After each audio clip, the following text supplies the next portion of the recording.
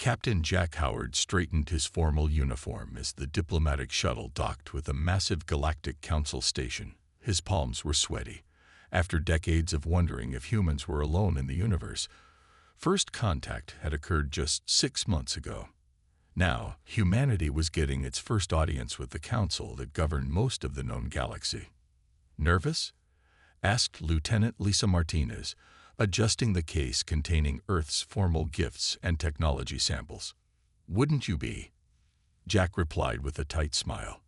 We're about to meet representatives from 27 different alien species that have been traveling between stars while we were still figuring out electricity. The airlock hissed open. 4 aliens waited on the other side. A tall, willowy being with iridescent skin. A stocky reptilian creature with 4 arms. Something that looked like a floating jellyfish, and a surprisingly human-like figure with metallic blue skin and large eyes. The blue-skinned alien stepped forward. Captain Howard, Lieutenant Martinez, I am Zurax, Council Diplomatic Liaison. Welcome to Harmony Station. The diplomatic meeting started well. Humans were a curiosity to the Council races, who seemed genuinely interested in Earth culture. Jack began to relax as they were shown into a vast chamber where representatives from various species sat in tiered seating. And now, announced Zurax, the Council would like to assess your technological development. This will determine your civilization's tier rating and trading rights. A series of alien diplomats demonstrated their technology. Jack watched in awe as they showed off personal force fields, energy weapons that could disintegrate targets without sound or recoil, and communication devices that seemed to work through thought alone. When it was Earth's turn, Jack nodded to Lisa, who opened their case. She carefully placed their examples on the display table. A standard military rifle, a sidearm, tactical gear, and communication devices. A strange sound rippled through the chamber. Jack realized after a moment that it was laughter, or the various species equivalent of it. You use chemical propellants to fire metal projectiles, asked a tall, mantis-like being. How? Quaint. Primitive kinetic weapons, said another council member, this one resembling a giant salamander. We abandoned such technology thousands of years ago. Jack felt his face grow hot. Our firearms are highly effective in combat situations. The kinetic energy is vastly inferior to directed energy, interrupted Zurax. Your weapons require physical ammunition, create noise, have significant recoil, and leave evidence. They are inefficient and barbaric. The council chamber filled with more chittering laughter and translated murmurs. A large, rock-like being leaned forward. Show us how your weapon functions. Jack nodded to Lisa, who picked up the rifle, removed the ammunition, and demonstrated its mechanical operation. The council members watched with expressions Jack read as amused condescension. Fascinating, said a gaseous entity from within a containment suit. They've developed spaceflight, but still use explosive powder to throw metal. Physical projectiles, snorted another. Do they throw spears as well? Jack cleared his throat. Our weapons may seem simple to you, but they are reliable, adaptable, and extremely lethal. The kinetic force is nothing compared to plasma or particle beams, Zurax said, cutting him off. Please, Captain, no need to be embarrassed by your technological status. All species evolve at different rates. The head of the council, a being of swirling light, raised what seemed to be a hand. We have seen enough. Earth is classified as a Tier 3 civilization, spacefaring but pre-galactic. You will be granted limited trading rights with approved species and placed under observation status. Jack wanted to argue but held his tongue. This wasn't the time. As they were escorted out, Zurax approached them with what seemed like genuine kindness. Don't be discouraged. Your species shows promise, despite your reliance on projectile weapons. In a few centuries, you'll look back at these tools with the same embarrassment we feel for you now. Jack and Lisa exchanged glances. Neither spoke what they were thinking, that the Council's dismissal of human technology might be the biggest mistake these advanced aliens could make. 3 weeks after the humiliating first contact meeting, Earth received its first official visitor from the Galactic Council. Krell, a technical advisor with gray skin and 4 eyes, arrived to assess Earth's military capabilities more thoroughly. The assessment would determine if humans deserved any reconsideration of their Tier 3 status. Colonel Frank Miller met Krell at the Nevada Testing Grounds, a vast desert facility where Earth's military conducted weapons trials. The alien wore an environmental suit despite assurances that Earth's atmosphere was compatible with his biology. "Welcome to Earth, Advisor Krell," Frank said, extending his hand before remembering the council briefing on alien cultural protocols. He quickly withdrew it. "Your primitive weapons demonstration can proceed," Krell said, not bothering with pleasantries. His translator device gave his words a flat, emotionless quality. Dr. Susan Boyd joined them, carrying a tablet with the day's testing schedule. "We've prepared demonstrations of standard infantry weapons, vehicle-mounted systems, and our more advanced prototypes." Krell's upper eyes blinked independently of his lower ones. "Proceed." The first demonstrations involved standard military rifles. Soldiers fired at paper targets, metal plates, and ballistic gel blocks designed to simulate tissue. "Note the accuracy and penetration power," Susan explained as bullets tore through the targets. "Our firearms can reliably hit targets at 500 meters. Krell seemed unimpressed. "Our youngest civilizations develop energy weapons capable of precise targeting at 2,000 meters without environmental variables affecting trajectory." Next came the heavy weapons demonstration. A machine gun tore apart a jumped vehicle. A sniper rifle punched through steel plating. An anti-tank missile reduced a decommissioned tank to smoking rubble. Throughout it all, Krell made notes on his alien device but showed no reaction. "Perhaps you'd like to see our more advanced systems," Frank suggested. They moved to the next range where a prototype railgun was set up. The massive weapon hummed with power as technicians made final adjustments. "This electromagnetic weapon accelerates projectiles to 8 times the speed of sound," Susan explained. "The kinetic impact is devastating against any known material." When the railgun fired, even Krell seemed startled by the thunderous boom. The projectile completely obliterated the target vehicle, sending pieces flying hundreds of meters. "Interesting," Krell said, his first positive comment of the day, "but still inefficient. The energy required to power this device could run a small city. It's still in development," Susan countered. "Efficiency will improve with refinement." Krell made another note. "Your reliance on physical ammunition remains problematic. In extended conflicts, supply chains become vulnerable." Frank's patience was wearing thin. "Our weapons have proven effective in every Earth conflict for centuries. Against other humans using similar primitive technology," Krell replied. "Against advanced civilizations with energy shields and deflector arrays, your projectiles would be useless." Susan stepped forward. "Actually, we've done some theoretical work on that front. Physical projectiles interact with energy fields differently than directed energy weapons. There might be advantages." "Theoretical work," Krell interrupted, "based on no practical experience with actual energy shield technology." The demonstration continued for hours. Explosives, artillery, even experimental weapons were displayed. Through it all, Krell maintained his air of dismissive superiority. As the day ended, Frank asked, "So what's your assessment?" Krell closed his device. "Your species shows determination and creativity within your technological limitations. However, your continued reliance on kinetic projectile weapons rather than energy-based systems confirms your Tier 3 status. I will recommend limited technological exchange programs to help you evolve." As Krell walked away, Susan whispered to Frank, "He doesn't get it, does he? They're so convinced of their superiority that they can't see the potential weaknesses in their own systems." Frank nodded slowly. "Maybe that's an advantage we should keep to ourselves for now." Captain Jack Howard stared at the emergency transmission from Europa.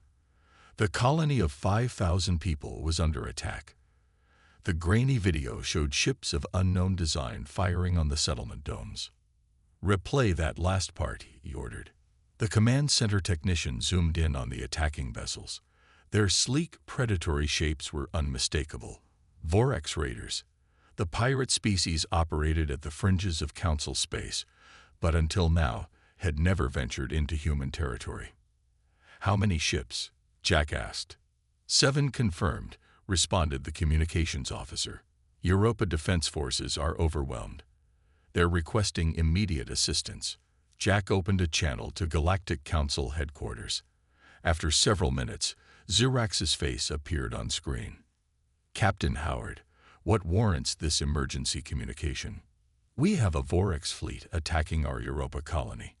We request Council intervention as per the protection clauses in our membership agreement." Zirax's expression remained neutral. "I see. Unfortunately, this appears to be an internal matter." "Internal? These are Vorx ships. They're a known threat to Council worlds. The Vorx target emerging civilizations as part of their cultural practices. This is something all Tier 3 civilizations must navigate independently. A regrettable rite of passage, if you will." Jack couldn't believe what he was hearing. "There are 5,000 civilians on Europa. Then I suggest you deploy your projectile weapons." Zirax terminated the transmission.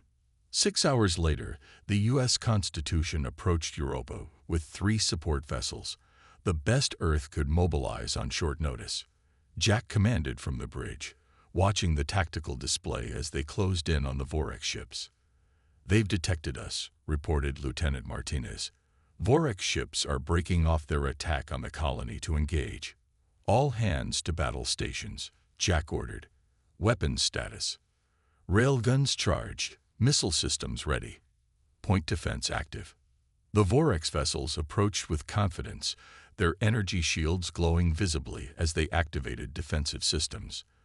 The lead ship fired, and a brilliant beam of energy struck the Constitution. The ship shuddered. "Damage to decks 4 and 5, reported the tactical officer. "Their weapons are cutting through our armor." "Return fire," Jack ordered. "Target the lead vessel with railguns." The Constitution's main railgun battery fired. The massive tungsten projectiles streaked toward the Vorx ship at hypersonic velocity. What happened next stunned everyone on the bridge. The projectiles passed straight through the Vorx energy shields and tore into the hull. Secondary explosions blossomed across the alien vessel. "Direct hit," shouted Martinez. "Their shields didn't stop our projectiles." Jack immediately understood. Their shields are calibrated for energy weapons, not physical objects. All ships concentrate railgun fire on enemy vessels. Ignore their shield systems. The battle quickly turned. The Vorx, accustomed to energy weapon exchanges, had no defense against the primitive human weapons. The Constitution's main guns tore through 2 more ships, while the support vessels used their smaller railguns to disable another. "They're retreating," Martinez announced as the remaining Vorx ships accelerated away from Europa. Jack opened a channel to the colony. "Europa base, this is Captain Howard. The threat has been neutralized. What's your status?" "2 domes breached, Captain," came the reply. 37 dead, 62 injured. But most of the colony is intact. You got here just in time." Later that day, the Council requested a report on the incident. Jack submitted the battle data, including footage of how effectively Earth's railguns had penetrated the Vorx shields. The Council's response was brief. "Fortunate primitive tactics. The Vorx will adapt. We recommend accelerating your transition to energy-based weapon systems for future encounters." Jack closed the message with a bitter smile. The Council still didn't get it. Their technological arrogance had blinded them to a simple truth. Sometimes the old ways worked better than the new. He opened a secure channel to Earth's Defense Command. "We need to accelerate production of our mass driver weapons, and I want every ship in the fleet equipped with upgraded railguns. The Council won't help us, but we found their weakness." The alarm sirens woke Dr. Susan Boyd from a fitful sleep. She checked her communications panel to see what was happening. The message flashing across the screen made her heart sink. Emergency. VOREX Fleet 8PP Roaching Mayoras Colony. Not it a drill. 2 months after the Europa incident, the Vorex had returned with a vengeance. This time, they'd brought a fleet of 26 ships, nearly 4 times the force that had attacked Europa. Admiral Patricia Wilson stood in the command center of Mars Defense Station, watching the tactical display as the enemy fleet approached. The situation looked grim. Earth had only managed to position 5 ships to defend the Mars colony, where over 30,000 people lived. "They're still beyond weapons range," reported her tactical officer. "But sensors show they've modified their shield configurations." Patricia frowned. "They've adapted after Europa. They know about our railguns now." Dr. Boyd rushed into the command center, still wearing her lab coat. "Admiral, I have something that might help. We've been working on new ammunition designs since the Europa incident." She handed Patricia a data tablet showing technical specifications for an unusual projectile. The design featured a peculiar 2-stage system with an outer shell and inner core. "The outer casing disrupts the energy field," Susan explained, creating a momentary gap that allows the penetrator core to pass through. "We've manufactured 500 rounds for the main shipboard railguns." Patricia studied the design. "Will this work against their updated shields?" "In theory. They can't alter the fundamental physics of how their shields operate without completely rebuilding them." Patricia made her decision. "Get these loaded immediately. And contact Earth. We need the experimental mass drivers deployed." 6 hours later, the Vorex fleet entered Mars orbit and began their attack. Their first volley destroyed 1 human ship completely and severely damaged another. "Their weapons have been upgraded too," Patricia noted grimly. "Return fire with the new ammunition." The remaining Earth ships fired their railguns. The results were not as dramatic as at Europa. The Vorex shields flickered but held against most shots. However, about 1 in 3 projectiles managed to penetrate, causing damage to the enemy vessels. "It's working, but not well enough," Patricia said. "We need those mass drivers." As if in answer to her words, the tactical display lit up with new contacts approaching from Earth orbit. 3 ships carrying experimental weapons systems had arrived. These mass drivers were massive railguns that fired projectiles the size of small cars. "Mass driver ships in position," came the report. "Ready to fire." "Target the Vorex command vessel," Patricia ordered. The mass drivers fired simultaneously. 3 enormous projectiles accelerated to incredible speeds, each trailing superheated plasma from friction with Mars' thin atmosphere. The Vorex command ship shields flared brilliantly as the projectiles struck. For a moment, it seemed the shields would hold. Then they collapsed completely. The projectiles tore through the vessel, which erupted in a series of catastrophic explosions. The remaining Vorex ships hesitated. Their coordinated attack pattern faltered. "All ships, focus fire on their shield generators," Patricia commanded. "Dr. Boyd, can we modify more ammunition to exploit the weakness you found?" Susan was already working at a terminal. "We're reconfiguring the fabrication systems now. We'll have new rounds for all ships within 30 minutes." The battle raged for another 2 hours. 3 more human ships arrived, bringing additional mass drivers. The Vorex tried various tactics, but each time, the modified human projectiles found ways through their shields. When the last Vorex ship retreated, 11 of their vessels had been destroyed, with 7 more severely damaged. Earth had lost 2 ships, with 3 others requiring major repairs. As the immediate danger passed, Patricia noticed something on long-range sensors. "Are those Council observer ships?" she asked, pointing to faint signatures beyond Mars orbit. "Yes, Admiral," her sensor officer confirmed. "They've been there since before the battle started. They watched the whole thing without intervening." Patricia and Susan exchanged knowing looks. The Council hadn't helped, but they had definitely noticed.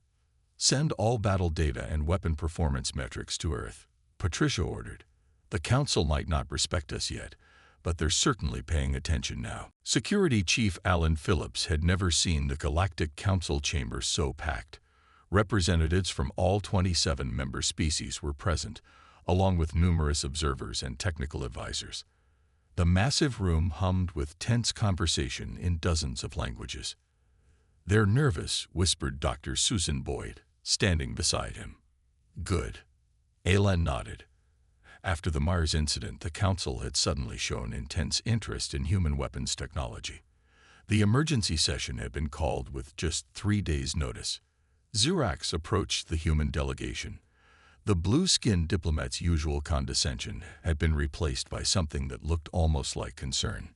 "Chief Phillips, Dr. Boyd, thank you for agreeing to present today. The Council has questions about recent events."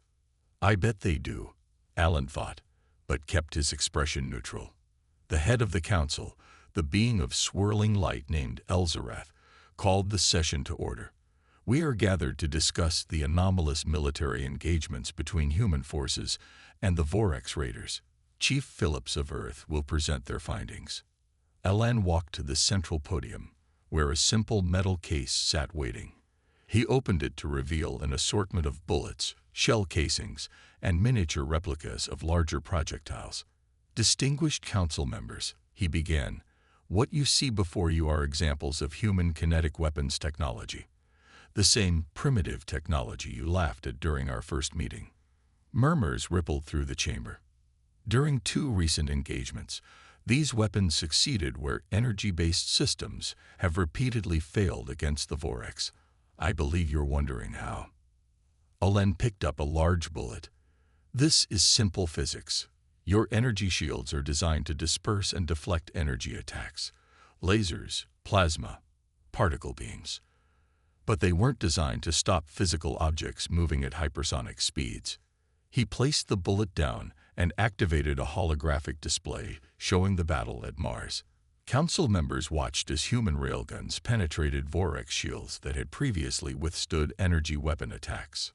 "The Vorx tried to adapt their shields after our first encounter, but we adapted faster. Dr. Boyd created specialized ammunition specifically designed to exploit the weaknesses in energy shield harmonics." Susan stepped forward, explaining the technical details of how the 2-stage projectiles worked.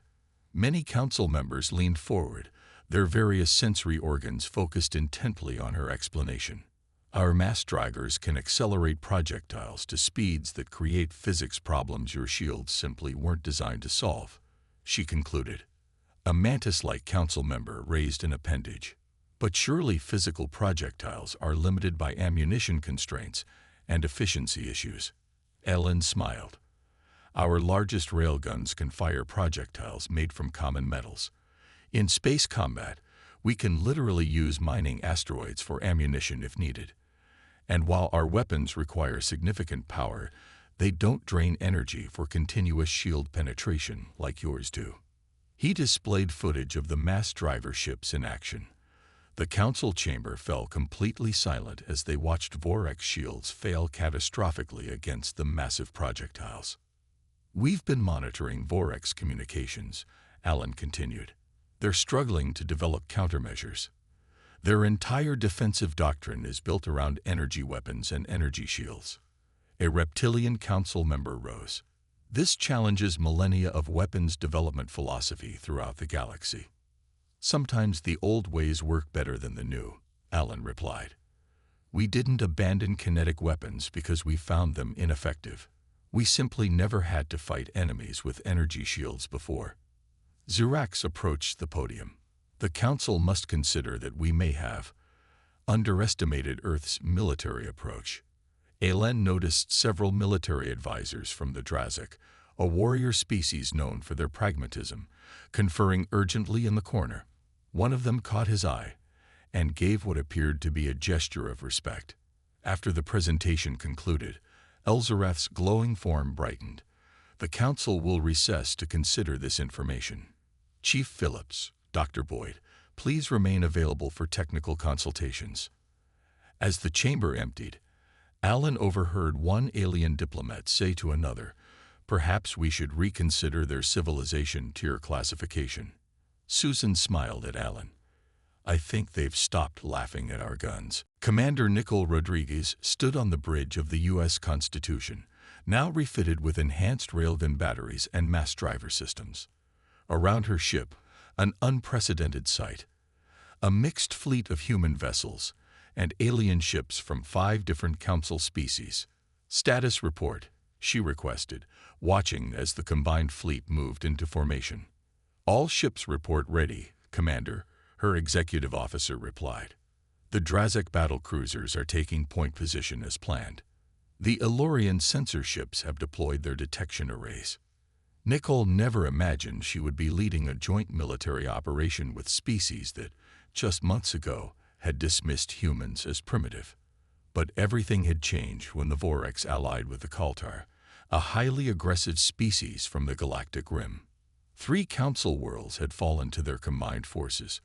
The Kaltar brought new shield technology that proved remarkably resistant to the Council's energy weapons. In desperation, the Council had formally requested Earth's military assistance. The communication panel lit up with an incoming transmission. The reptilian face of Krell appeared, the same technical advisor who had once dismissed human weapons technology.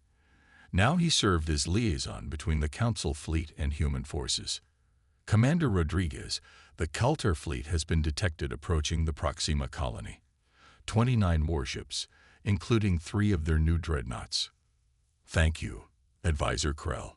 Please inform all ships that we will proceed according to Operation Hammer. Krell hesitated. Some council captains remain skeptical about modifying their ships to carry human kinetic weapons. Nicole smiled thinly. They won't be skeptical after this battle. The journey to Proxima took 6 hours. During that time, Nicole reviewed the integration plans once more. Each council ship had been fitted with at least 1 human-designed railgun system. The Drazak, most enthusiastic about the new weapons, had replaced nearly half their energy cannons with mass drivers. Dr. Susan Boyd joined Nicole on the bridge. She had been working around the clock with alien engineers to adapt human weapon systems to their ships. Final checks complete, Susan reported. The Elorians were the toughest. Their power systems are nothing like ours. But we managed to get their railguns functioning at 82% efficiency. Good enough, Nicole replied. How are the special munitions performing? Better than expected. The Drazak metallurgists improved our penetrator design. Their alloys increased penetration by almost 30%. The tactical officer interrupted. Enemy fleet detected, Commander. They're moving to engage. Nicole straightened. All ships, battle formation Delta. Elorian sensor ships to maintain position behind our defensive line. Drazak cruisers, prepare to engage at maximum railgun range. The Kaltar fleet approached rapidly. Their ships were organic-looking, with flowing lines that seemed to ripple and shift. The distinctive blue glow of their advanced shields surrounded each vessel. They're firing, the tactical officer announced. Energy beams lanced out from the Kaltar ships. The Council vessels in the front line activated their own shields, which flickered under the assault but held. Council energy weapons are having minimal effect, reported the sensor officer. Their new shields are dispersing the energy attacks as expected. Nicole nodded. Execute primary attack plan. All ships with railgun systems fire at designated targets. Across the combined fleet, railguns and mass drivers roared to life. Hundreds of specially designed projectiles accelerated to tremendous speeds, streaking toward the Kaltar ships. The effect was immediate and devastating. The Kaltar shields, optimized to counter energy attacks, provided little resistance to the kinetic projectiles. Ship after ship took critical damage as the specialized ammunition tore through their hulls. One of the Kaltar dreadnoughts exploded spectacularly as a salvo from the Drazak flagship's mass driver struck its power core.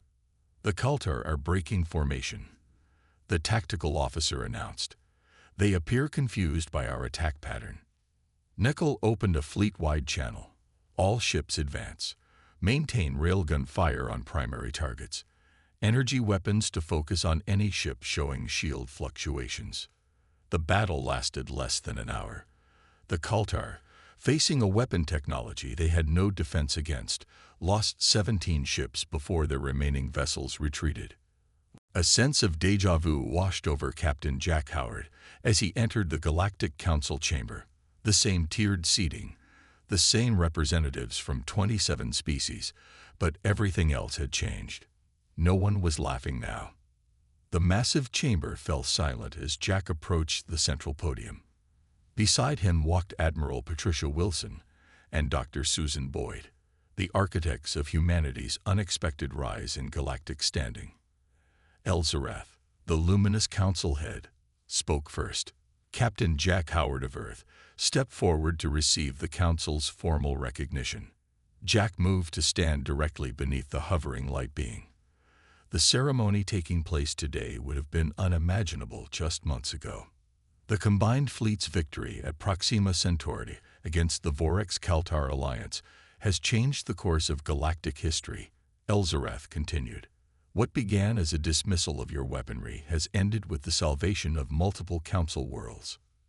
Images appeared in the air around them. Scenes from the decisive battle where human railguns and mass drivers had torn through enemy ships that had previously seemed invincible.